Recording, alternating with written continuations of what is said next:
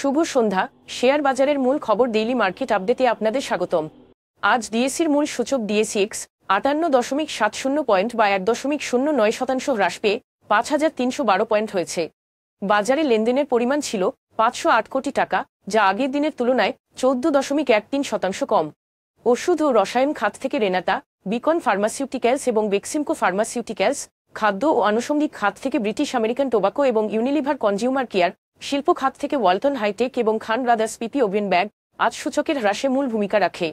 আজ প্রায় প্রতিটি খাতের মূল্য হ্রাস পায়, যার মধ্যে এনবিএফআই খাতে আজ সর্বোচ্চ 2.51% এবং আইটি খাতে দ্বিতীয় সর্বোচ্চ 2.45% মূল্য হ্রাস পায়।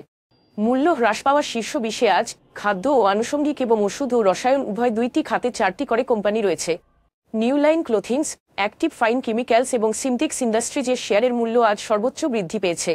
অন্যদিকে Unilever consumer care, apex foods এবং ইস্টার্ন ক্যাবলসের শেয়ার সর্বোচ্চ মূল্য হারায়।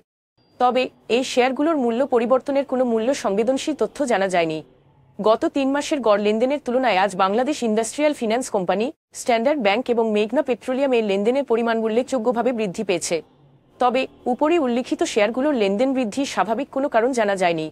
আজকের শীর্ষ দুটি সংবাদ: দেশের বিনিয়োগ জিডিপি অনুপাত চলতি অর্থবছরে 30.98% পৌঁছেছে, যা আগের বছরের 30.95% তুলনায় কিছুটা বেশি, কিন্তু এটি আগের দুই অর্থবছর 2021 এবং 2022-এর তুলনায় কম।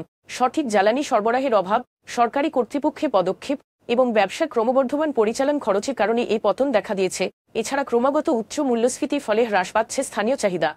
তবে সরকার পরিস্থিতির উন্নতির চেষ্টা করছে এবং তারা কঠোর নীতি থেকে সরে যাওয়ার পরিকল্পনা করছে।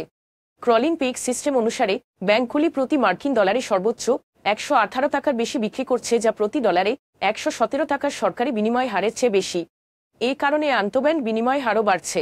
তবে কেন্দ্রীয় ব্যাংক চলমান বৈদেশিক মুদ্রা সংকটের কারণে মার্কিন ডলার সংগ্রহের জন্য বিনিময় হারের চেয়ে 1 টাকা বেশি চার্জ করার জন্য মৌখিকভাবে অনুমতি দিয়েছে। আজ এ পর্যন্তই।